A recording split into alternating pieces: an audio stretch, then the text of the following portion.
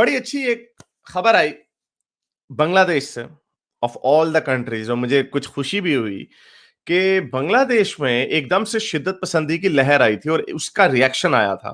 बहुत सारे एथियस्ट जो थे, बहुत सारे मुल्हिदीन जो थे, उन्होंने बेतहाशा गुस्ताखियां की ब्लॉगर्स की। आपको याद होगा बहुत सारे ब्लॉगरों को 2014, 15, 16 में छुरियों से जंगली जानवरों की तरह, जिस तरह मोमिनीन्स कुछ मोमिनीन्स करते हैं, उनको मारा बहुत ज्यादा लोगों को। तो उसकी सजाएं अब मिलना शुरू हुई हैं, क्योंकि आपको याद होगा, मैं ख्याल पिछले ही कुछ साल, 1-2 साल पहले ही बांग्लादेश ने अपने आप को सेकुलर कंट्री कहा और उन्होंने एक स्टांस लिया, ये जो मौलवी हजरात हैं इनके खिलाफ, शिद्दत पसंदों के खिलाफ। तो उसके अब कुछ रिएक्शंस आ रहे हैं। इन्होंने कुछ जमात इस्लामी के लोगों को भी फांसियां दी थी 2016-17 में, जिसका पाकिस्तान को बड़ी तकलीफ हुई थी पाकिस्तान को। और अब जिन लोगों ने शिद्दत पसंदी में मुल्हिदों के कत्ल किए थे गुस्ताखी के नाम पे, उनको भी फांसियां मिलेंगी। 8 जो मौलवी हैं, कट्टर मौलवी, उनको 2015 में इन्होंने एक पब्लिशर फैसल अरीफिन डिपन का को छुरियों से उसके ऑफिस में जाके कत्ल किया था। पब्लिशर का, उस पब्लिशर का कसूर क्या था? उस पब्लिशर ने एक किताब शाया की थी अविजीत रॉय की, जो अमेरिकन बांग्लादेशी थे। उन्होंने एक किताब लिखी थी, ये सेकुलर बुक्स को पब्लिश करते थे ये फैसल डिपन जी, और इन्होंने एक किताब पब्लिश की अविजीत रॉय की, जो अमेरिकन बांग्लादेशी थे, और उनका भी उसी साल फरवरी में बड़ा बेदर्दी से उनका कत्ल कर दिया था छुरियां मार के। तो उन लोगों में जो इन्वॉल्व थे उस केस में, उसमें ढाका की कोर्ट ने 8 लोगों को सजाए मौत की सजा दे दी है, जिनमें से 6 तो पकड़े हुए मेरा ख्याल, और 2 जो हैं वो भागे हुए हैं इस वक्त। और लेकिन इसके अलावा 100 के करीब जो दहशतगर्द हैं, जो कट्टर दहशतगर्द भी नहीं, कट्टर मौलवी हैं, जो इस तरह की बात करते हैं कि गुस्ताख की सजा सरतन से जुदा वगैरह वगैरह, उनके खिलाफ बांग्लादेश की हुकूमत ने ऑपरेशन किया है और तकरीबन 100 के करीब मौलवियों को उनको उनकी 72 माओं के पास भेज दिया बांग्लादेश की हुकूमत ने। तो बांग्लादेश ने वेरी वेल डन बांग्लादेश।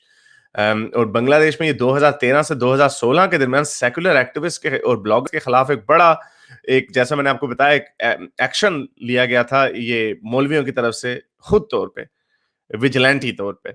और 2015 में ही तकरीबन 5 ब्लॉगर्स को मारा था इन्होंने। तो ये इसकी इन्होंने सजा इनको अब मिल रही है, और बांग्लादेश ने लगता है फैसला कर लिया है कि इन्होंने क्या करना है, इन्होंने इनको छोड़ना नहीं है।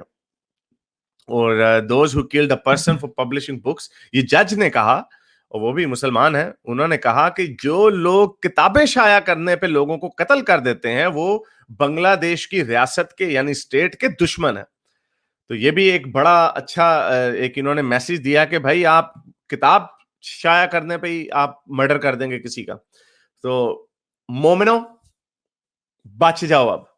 अब तुम लोगों की शामत बांग्लादेश में आनी है, और यही हमारी कोशिश है कि अभी जो खादिम रिजवी के साथ हुआ, उसके बाद ये सिलसिला रुके ना।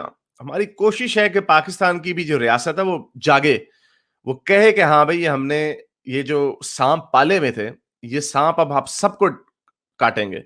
तो इसी तरह का रिएक्शन जो है पाकिस्तान में भी इन कट्टर मौलवियों के खिलाफ आना चाहिए, और मुझे उम्मीद है आएगा, क्योंकि ये जो इनकी हरकतें हैं, जो इनके करतूत हैं, ये चल ही नहीं सकते ऐसे। ऐसे कोई रियासत, कोई मुआशरा ऐसे चल नहीं सकता कि एक इजारादारी है, एक ग्रुप है जिनका एक अपना खास नजरिया, जिहादी नजरिया है, और बाकी के लोगों को वो दबा के रखते हैं।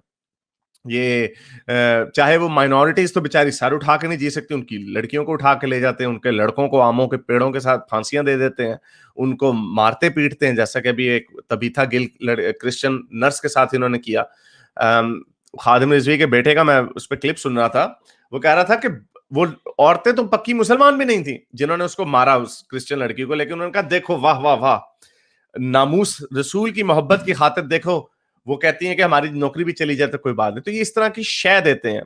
तो ये जो मौलवी हैं, इनका नंबर बांग्लादेश में अब आ रहा है, इनका नंबर अब पाकिस्तान में भी आना चाहिए। मेरे इस नेक काम को जारी रखने के लिए मुझे पेपैल या पेट्रियन पे जरूर सपोर्ट कीजिए ताकि मैं अपना पैगाम ज्यादा से ज्यादा लोगों तक पहुंचा सकूं।